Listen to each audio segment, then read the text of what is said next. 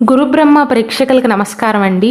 ఈ వీడియోలో 2025 సంవత్సరంలో మీనరాశి వారికి వృత్తి వ్యాపారాల పరంగా, ఆరోగ్యపరంగా, ఆర్థిక పరంగా, కుటుంబ పరంగా ఎలా ఉండబోతుందో చాలా క్లియర్గా వివరిస్తాను. శ్రీ దుర్గాదేవి జ్యోతిష్యాలయం. మీరు ఇప్పుడు వరకు ఎక్కడెక్కడో జ్యోతిష్యం చెప్పించుకుని నిరాశ చెంది ఉన్నారా? అయితే ఒక్కసారి ఈ గురువు గారికి ఫోన్ కాల్ చేసి చూడండి. ప్రేమ, పెళ్లి, ఉద్యోగం, రాజకీయం, విదేశీ ప్రయాణం, ధనం నిలకడగా లేకపోవటం, భార్యాభర్తల మధ్య గొడవలు, ఆస్తి తగాదాలు, అప్పుల బాధలు, స్త్రీ పురుషుల ఎలాంటి గుప్త సమస్యలకైనా, ఎటువంటి సమస్యలకైనా ఒక్క రోజులోనే పరిష్కారం చూపుతారు. వీరు ఫోన్ నంబర్ 9542637206. ఇంట్రెస్ట్ ఉన్న వాళ్ళు ఎవరైనా ఏ టైంలోనైనా వీరికి కాల్ చేయవచ్చు. 2025 సంవత్సరంలో మీనరాశి వారి మిగిలిన గోచారం చూడకముందే వీరు కొంచెం జాగ్రత్తగా ఉండాలని మాత్రం చెప్పాలండి. అంటే మీనరాశి వారికి సంవత్సరం అంతా అననుకూలంగా ఉంటుందని నా ఉద్దేశం కాదు, కానీ ఖచ్చితంగా జాగ్రత్తలు తీసుకోవాలి. కొంచెం కష్టపడి పని చేయాలి అని సలహా ఇవ్వచ్చు. అలా ఎందుకు అంటున్నారండి అనుకోవచ్చు. ప్రస్తుతం మీనరాశి వారికి ఏలినాటి శని జరుగుతున్న విషయం అందరికీ తెలిసిందే. ఈ ఏలినాటి శనిలో 3 దశలు ఉంటాయండి. నేను ఇంతకు ముందు వీడియోలో వివరించినట్లుగా 3 దశలు ఉంటాయి, అంటే 3 స్టేజెస్ ఉంటాయి. శని భగవానుడు ఎప్పుడైతే 12వ ఇంట్లోకి అడుగు పెడతాడో అది ఏలినాటి శని యొక్క మొదటి దశ అవుతుందండి. ప్రస్తుతం మీకు అది జరుగుతుంది. 2025 మార్చి 28వ తారీఖు వరకు మీనరాశి వారికి ఏలినాటి శని యొక్క మొదటి దశ అనేది జరుగుతుంది. అయితే మొదటి దశలో పెద్దగా అననుకూల ఫలితాలు అయితే ఉండవండి, స్టార్టింగ్ స్టేజ్ అది. రెండవ దశ ఎప్పుడంటే 2025 మార్చి 29వ తారీఖు నుండి మీకు ఏలినాటి శని యొక్క రెండవ దశ అనేది మొదలవుతుంది. రెండవ దశ ఏంటంటే డైరెక్ట్గా శని భగవానుడు మీ రాశిలోనే ఉంటాడు, మీ నెత్తిపైనే ఉంటాడు. కాబట్టి ప్రభావం అనేది కాస్త ఎక్కువగా ఉంటుందండి. అయితే ఏలినాటి శని యొక్క ప్రభావం వల్ల ఎవరు భయపడాలి అంటే, గతంలో ఎవరినైనా ఇబ్బంది పెట్టిన వాళ్ళు, గతంలో ఎవరి కన్నీటికైనా కారణమైన వాళ్ళు, గతంలో వారి గురించి వీరి గురించి చెడు మాటలు మాట్లాడిన వారు, ఎవరినైనా హింసించిన వారు, అన్యాయంగా డబ్బును సంపాదించిన వారు మాత్రం ఖచ్చితంగా ఏలినాటి శని సమయంలో కష్టాలు అనుభవించక తప్పదు. ఎందుకంటే శని భగవానుడు కర్మ ఫలితాలను అందజేస్తాడండి. నిజాయితీగా బ్రతికే వారిపైన ఎటువంటి చెడు ప్రభావాన్ని చూపించడు, కానీ పనులనేవి కాస్త నిదానంగా సాగుతాయి. అలానే జ్యోతిష శాస్త్రం ప్రకారం కేవలం శనిని మాత్రమే కాదండి, మిగిలిన గ్రహాలను కూడా పరిగణించాలి. కాబట్టి ముఖ్యమైన గ్రహం, పెద్ద గ్రహం, శుభగ్రహం అయినటువంటి బృహస్పతి అనుకూల స్థానంలో ఉంటాడండి. కాబట్టి ఈ సంవత్సరం అనేది మీనరాశి వారికి ఏలినాటి శని జరుగుతుంది కాబట్టి బాగోదని కాదండి, జాగ్రత్తలు మాత్రం పాటించాల్సిందే. మెయిన్గా 2025 మార్చి 29వ తారీఖు తర్వాత నుండి కొంచెం జాగ్రత్తలు తీసుకోవాలంతే. కెరీర్లో పురోగతి ఉంటుందండి, ఖచ్చితంగా పురోగతి ఉంటుంది, కానీ ప్రాసెస్ అనేది చాలా స్లోగా ఉంటుందండి. అంటే పనులు అనేవి కాస్త నిదానంగా పూర్తవుతాయి. అలానే ఎవరైతే ప్రస్తుతం ఉద్యోగంలో సంతృప్తిగా లేరో వారు ఉద్యోగం మారే అవకాశాలు ఉన్నాయి. కానీ మీనరాశి వారు గుర్తుంచుకోవాల్సింది ఏంటంటేనండి, సోమరితనాన్ని దూరంగా ఉంచాలి. సోమరితనంగా ఉన్నవారంటే శని భగవానుడికి అస్సలు నచ్చరండి. యాక్టివ్గా ఉండాలి, తెలివిగా పనులు చేయాలి. లాభదాయకమైన గ్రహం అయినటువంటి బృహస్పతి 4వ ఇంట్లో అనుకూలంగా ఉంటాడు కాబట్టి కెరీర్ పరంగా శుభ ఫలితాలను అయితే అందజేస్తుంది. అయితే మనిషి యొక్క వృత్తిని, మనిషి యొక్క వ్యవహారాలను శాసించే గ్రహమేమో శని భగవానుడండి. కాబట్టి వృత్తి వ్యాపారాల విషయంలో పురోగతి ఉన్నప్పటికీ కూడా మీ తోటి ఉద్యోగస్తులతో కానీ, తోటి వ్యాపారస్తులతో కానీ, భాగస్వామ్య వ్యాపారాలు చేస్తున్నట్లయితే మీ పార్ట్నర్తో కానీ కొంచెం జాగ్రత్తగా ఉండాలి. అందరినీ నమ్మటం మాత్రం మంచిది కాదు. మెయిన్గా ఈ ఏలినాటి శని యొక్క రెండవ దశ పూర్తవ్వక ముందు మీనరాశి వారు కొన్ని గుణపాఠాలను నేర్చుకుంటారండి. ఎవరు మంచివారు, ఎవరు మీ ముందు నటిస్తున్నారు, ఎవరు చెడ్డవారు, ఎవరు మీ పతనాన్ని కోరుకుంటున్నారు, ఎవరు మీ పురోగతిని ఆశిస్తున్నారో క్లియర్ కట్గా మీకు ఈ సంవత్సరంలో తెలుస్తాయండి. ప్రస్తుతం కుంభరాశి వారు ఏలినాటి శనితో బాధపడుతున్నారు. 2025 మార్చి 29వ తారీఖు తర్వాత నుండి ఈ మీనరాశి వారు టర్న్ అండి. అప్పటి నుండి శని యొక్క ప్రభావం, శని యొక్క చూపంతా కూడా మీపైనే ఉంటుంది.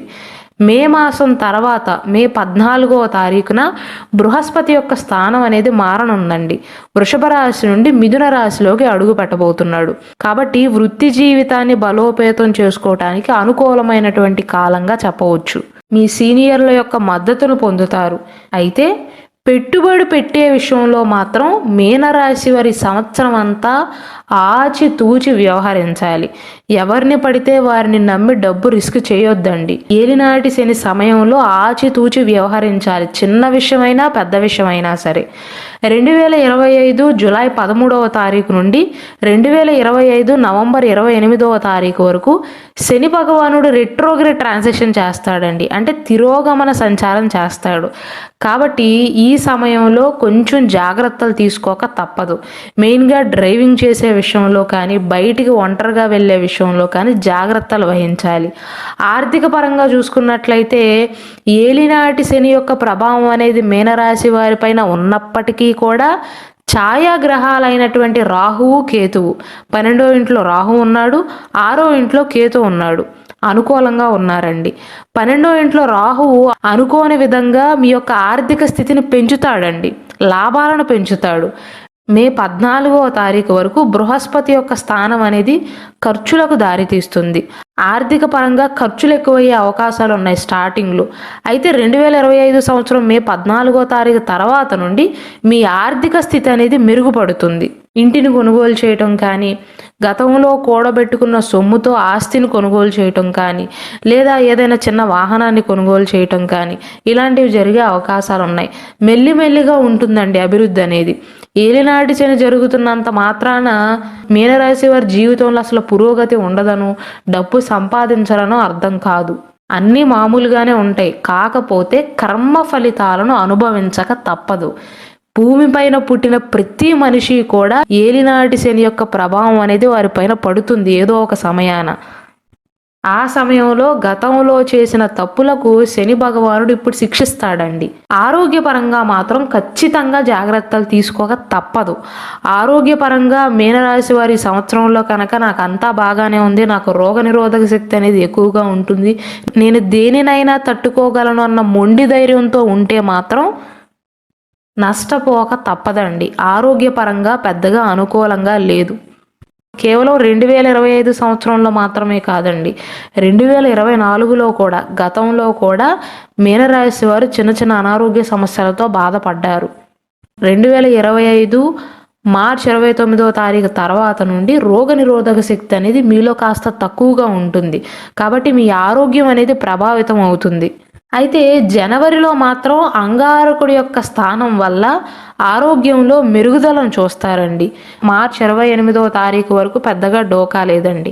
ఆ తర్వాత మాత్రం కాళ్ళ నొప్పులతో కానీ, వెన్ను నొప్పితో కానీ, గృహిణీలకైతే ఇంట్లో పనిభారం ఎక్కువగా ఉండటం కానీ, లేదా ఇంట్లో వాళ్ళు హెల్ప్ చేయకపోవటం కానీ, బయటికి వెళ్ళి ఉద్యోగం చేస్తున్న వారికి వ్యాపారంలోనూ ఉద్యోగంలో పురోగతి కనిపించినప్పటికీ కూడా గతం కంటే కూడా కొంచెం ఎక్కువగా పనిచేయాల్సి రావటం, ఎక్కువ సమయం పనిచేయాల్సి రావటం వల్ల నొప్పులతో బాధపడే అవకాశాలు ఉన్నాయి. అయితే ఎవరైతే ఈ మీనరాశిలో జన్మించారో వారి తల్లిదండ్రులకు మాత్రం మే నుండి ఆగస్టు మాసం వరకు ఈ మధ్య కాలంలో మీ తల్లిదండ్రుల యొక్క ఆరోగ్యం అనేది మెరుగుపడుతుందండి.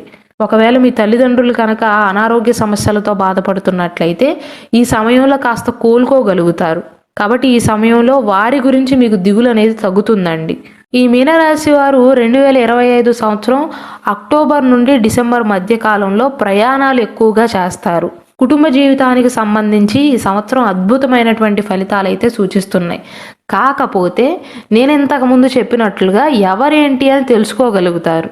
మనుషుల యొక్క అసలు మనస్తత్వాలు బయటపడిన తర్వాత మీనరాశి వారికి కాస్త బాధ కలిగే అవకాశాలు ఉన్నాయి. 2025 సంవత్సరం మే 14వ తారీఖు తర్వాత కుటుంబంలో ప్రేమ, శాంతి, సామరస్యం, సహాయకర వాతావరణం అనేది నెలకొంటుందండి.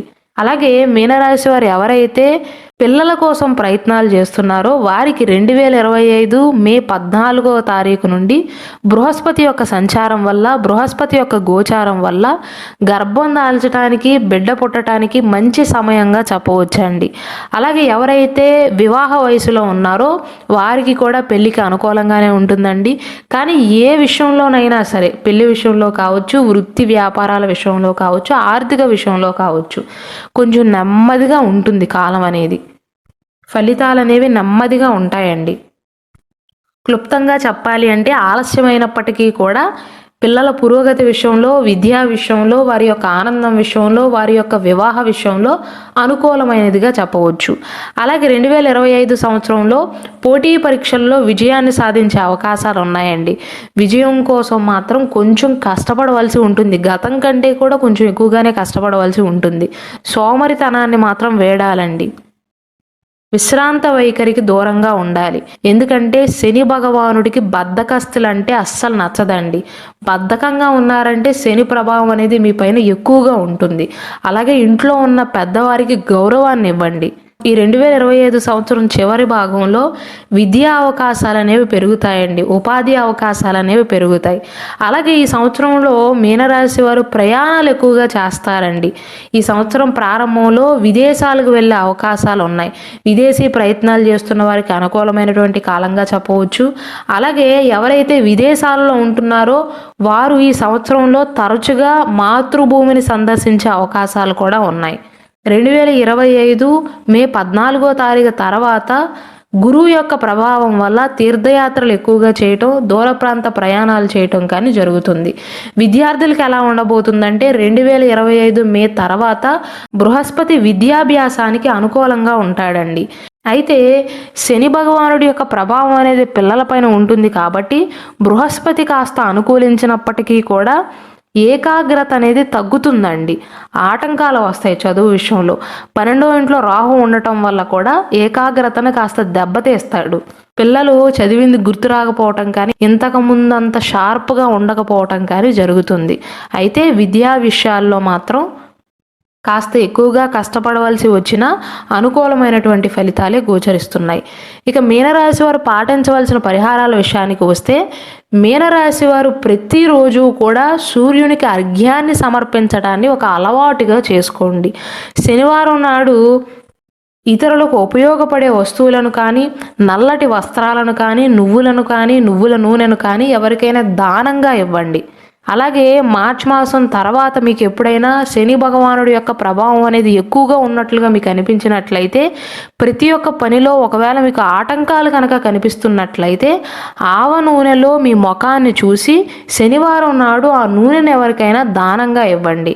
అలా చేసినట్లయితే శని భగవానుడి యొక్క ప్రభావం అనేది కొంతైనా తగ్గుతుందండి.